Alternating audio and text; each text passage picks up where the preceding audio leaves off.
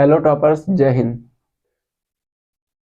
स्वागत है आपका हमारे amazing channel in India education में। उम्मीद करते हैं कि आपने हमारा पिछला वाला लेक्चर देखा होगा।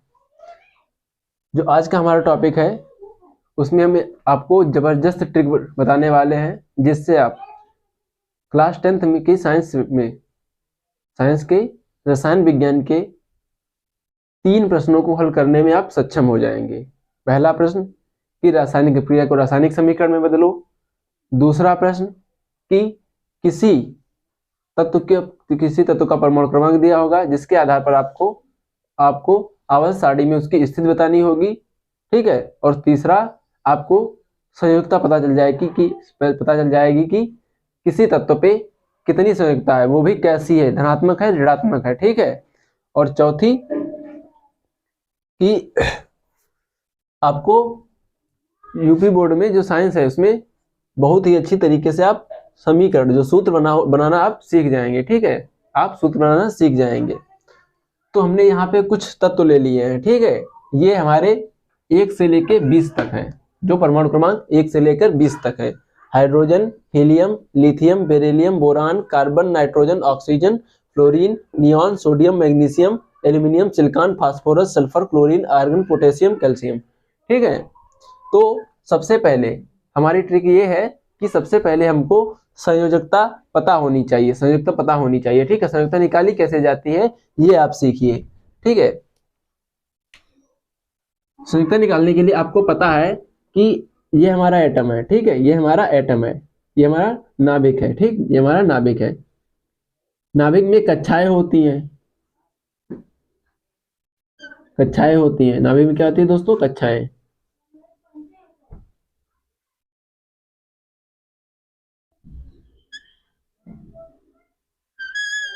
नाभिक में कक्षाएं होती हैं।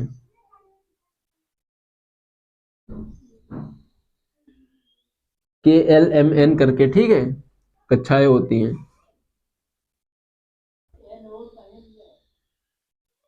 अब किस कक्षा में कितने इलेक्ट्रॉन होने चाहिए,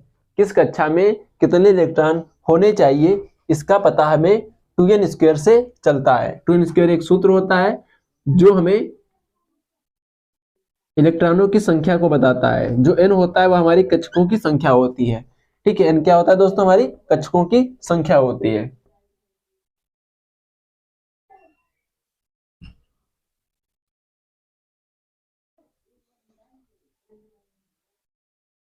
n हमारी कक्षकों की संख्या होती है। मान लीजिए हमारा पहली कक्षा है, ये हमारी दूसरी कक्षा है, ये हमारी तीसरी कक्षा में है। अब हमारी पहली कक्षा में कितने इलेक्ट्रॉन होने चाहिए, हमारी दूसरी कक्षा में कितने इलेक्ट्रॉन होने चाहिए, हमारी तीसरी कक्षा में कितने इलेक्ट्रॉन होने चाहिए, हमारी चौथी कक्षा में कितने इलेक्ट्रॉन होने चाहिए, इसका पता हमें 2n² सूत्र से चलता है। ठीक है। लिख सकते हैं इलेक्ट्रॉनों की संख्या।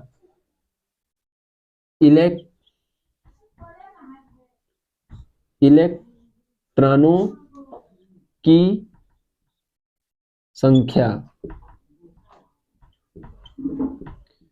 ज्ञात करने का सूत्र,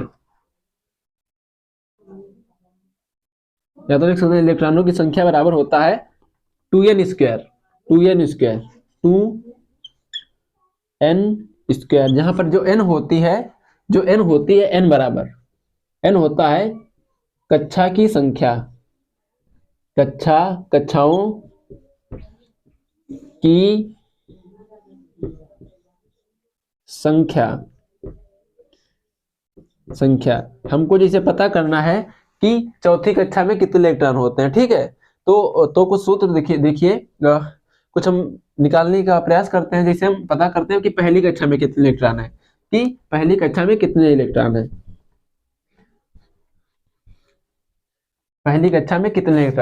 है, पहली कक्षा में इलेक्ट्रॉनों की संख्या। पहली कक्षा में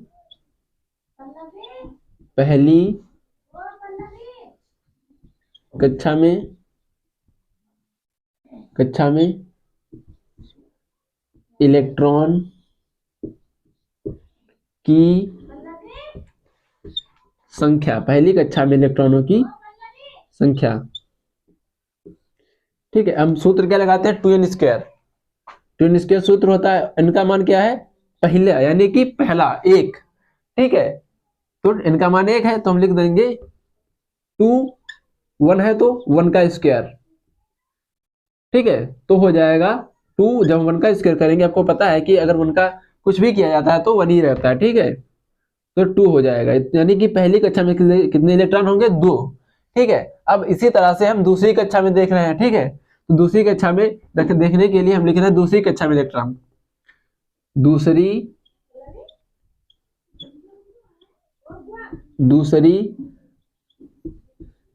कक्षा में इलेक्ट्रॉन। अब जैसे हम इनकी जगह पे हम 2 रखेंगे, 2n² सूत्र होता है, इनकी जगह पर हम क्या रखेंगे, 2। ठीक है, दूसरी मतलब 2, 2 इंटू 2 का स्क्वायर, 2 का स्क्वायर क्या होता है, 4, 2 इंटू 4 बराबर 8।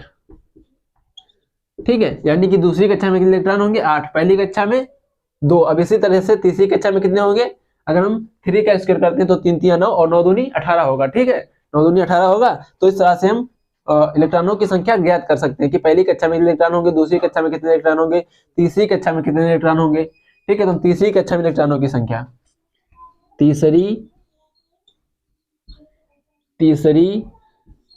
कक्षा में इलेक्ट्रॉनों की संख्या। ठीक है, तो हम इनकी जगह पर 3 रख देंगे, 2n² होता है, इनकी जगह पर हम 3 रखेंगे, 3 का स्क्वायर करेंगे, 3 3 9 दूनी 18, तो कितने इलेक्ट्रॉन होंगे, 18 इलेक्ट्रॉन। ठीक है, तो इसी तरीके से जितनी हमें कक्षकों में जिस कक्षा में हमको इलेक्ट्रॉनों की संख्या पता करनी हो, तो हम इनकी जगह पे उसकी जो कक्षा होती है वो हमें मान रखना पड़ता है। मान लीजिए चौथी कक्षा है तो 4 रखेंगे, पांचवी कक्षा है तो 5 रखेंगे, छठी कक्षा है तो 6 रखेंगे। उम्मीद करते हैं दोस्तों ये आपको समझ में आया होगा। आप इसका स्क्रीनशॉट ले लीजिए, सूत्र लिख लीजिए, ये 2n² वाला। ठीक है दोस्तों, ये 2n² वाला सूत्र लिख लीजिए, फिर हम आगे चर्चा करते हैं। उम्मीद करते हैं आपने स्क्रीनशॉट ले लिया होगा। अब हम संयुक्ता निकालना सीखते हैं। संयुक्ता होती क्या है। ठीक है दोस्तों, किसी भी इलेक्ट्रॉन की, ठीक है, किसी भी इलेक्ट्रॉन की बाहरी कक्षा में, ठीक है, किसी भी इलेक्ट्रॉन कितने इलेक्ट्रॉन देता है, ठीक है, या कितने इलेक्ट्रॉन लेता है। जब कोई तत्व होता है वह दूसरे तत्व को, ठीक है, कोई तत्व दूसरे तत्व को कितने इलेक्ट्रॉन देता है या कितने इलेक्ट्रॉन ग्रहण करता है दूसरे से, तो उसे हम संयुक्ता कहते हैं। यदि देगा तो प्लस की होगी और अगर लेगा तो ऋण की होगी। ठीक है, अब हम इसकी देख रहे हैं, ये हाइड्रोजन की। हम एक एक करके हम तत्वों की संयुक्ता निकालना सीख रहे हैं, संयुक्ता निकालना। अब जैसे हाइड्रोजन है, इसका परमाणु क्रमांक कितना है, 1। ठीक है, इसका परमाणु क्रमांक 1 है। तो हमारी बाहरी कक्षा में कितने इलेक्ट्रॉन होते हैं, 2 इलेक्ट्रॉन होते हैं। ठीक है, तो इसके पास कितना है, 1 है, तो हमें 1 की जरूरत है, 1 की जरूरत है इसके लिए, 1 की जरूरत है, या 1 दे भी सकता है। तो इसकी ये 1 दे भी सकता है और 1 ले भी सकता है। ठीक है, तो इसके पास इसकी संयुक्ता कितनी होगी, 1। ठीक है, तो संयुक्ता कितनी होगी, 1, संयुक्ता होगी 1।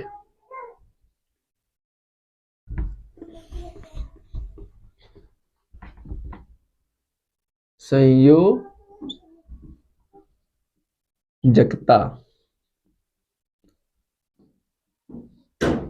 ठीक है, इसकी संख्या कितनी होगी, 1। हम दूसरा तत्व ले रहे हैं, हीलियम। अब देखिए इसके पास 2 है। ठीक है, तो बाहरी कक्षा में कितने इलेक्ट्रॉन होते हैं, 2, तो हम 2 भर दे रहे हैं। तो इसका तो पूरा है। ठीक है, तो इसकी जो संयुक्ता होगी वो होगी 2।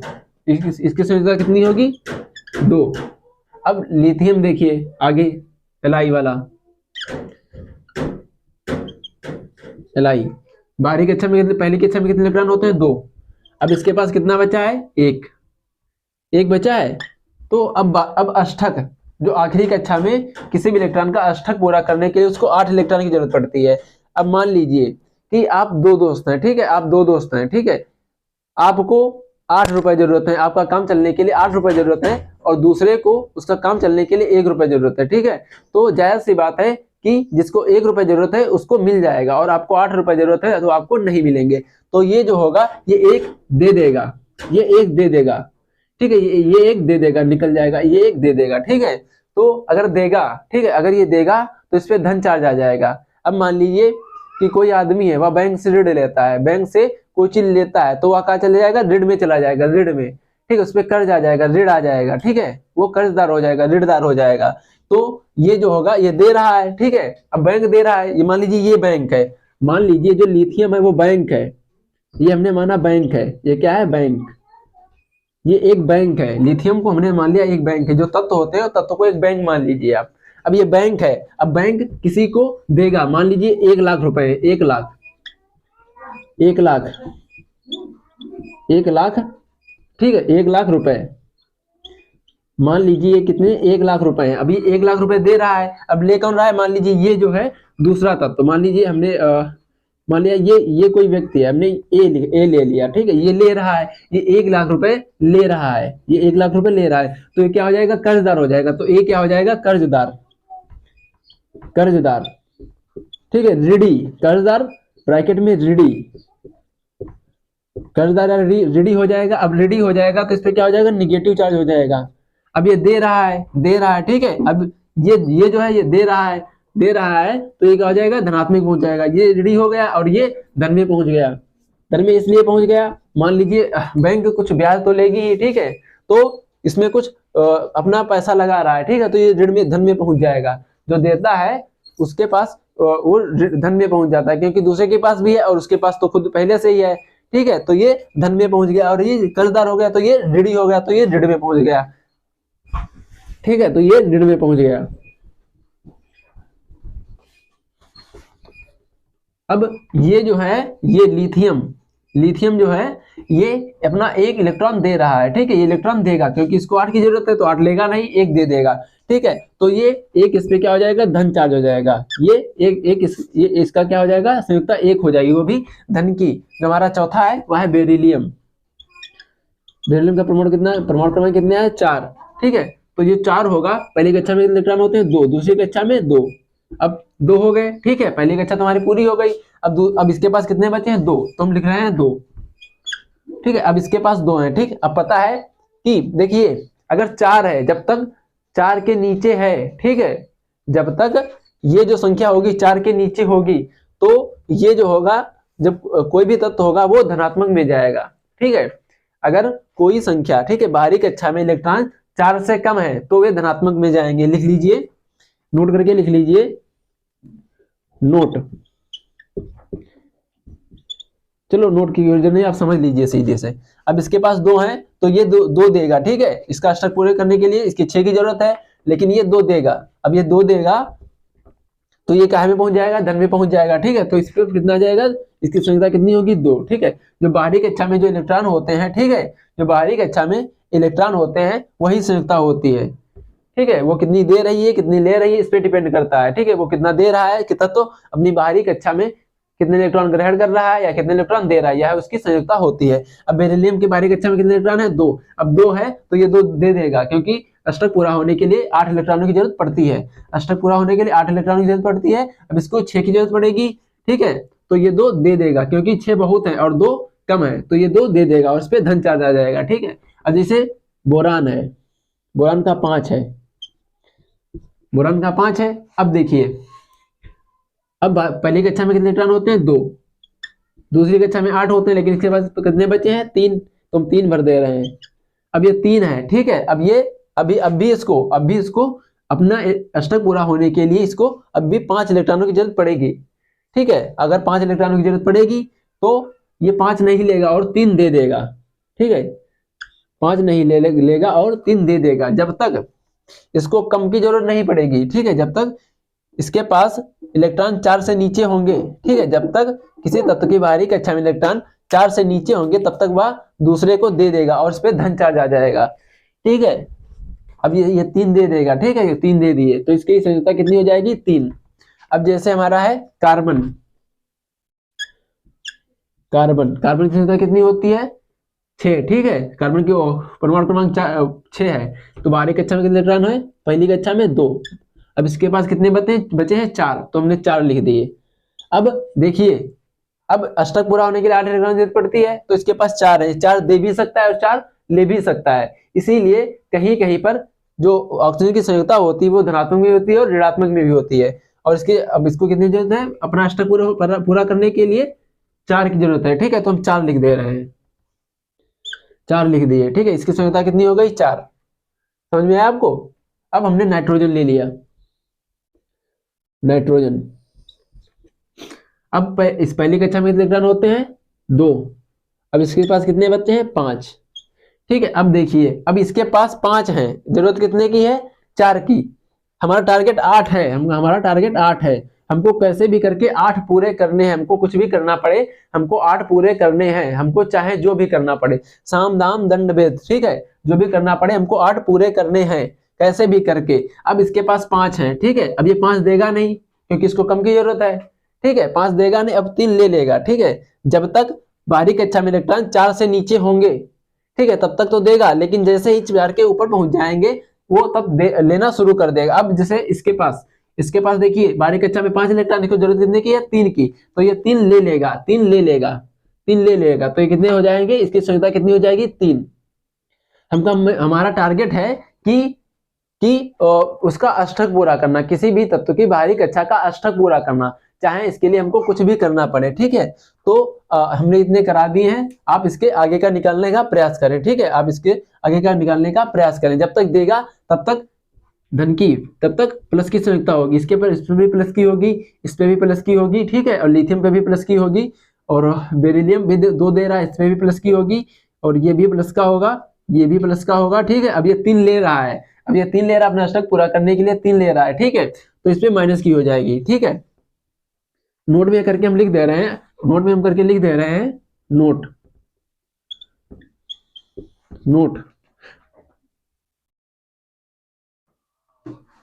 इलेक्ट्रॉनिक विन्यास करते समय, इलेक्ट्रॉनिक विन्यास करते समय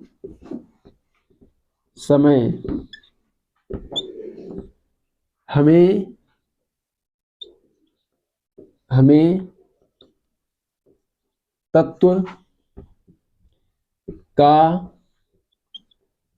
अष्टक पूरा करना होता है, पूरा करना होता है, क्योंकि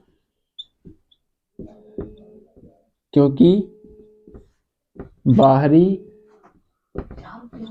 टारगेट ये होता है दोस्तों कि हमें इलेक्ट्रॉनिक विन्यास करते समय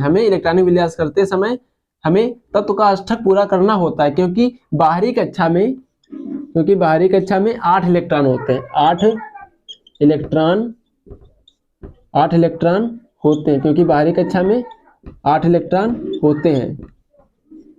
यदि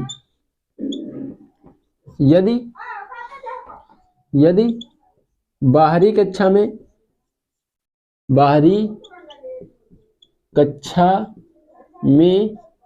इलेक्ट्रॉन, यदि बाहरी कक्षा में इलेक्ट्रॉन 4 से नीचे है, 4 से नीचे है, 4 से नीचे है, तो वह इलेक्ट्रॉन दे देगा, तो वह इलेक्ट्रॉन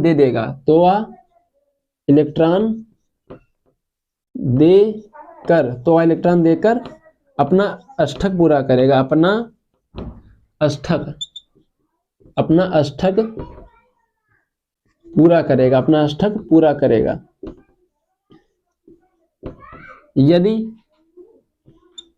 यदि 4 से ऊपर है तो इलेक्ट्रॉन लेकर अपना अष्टक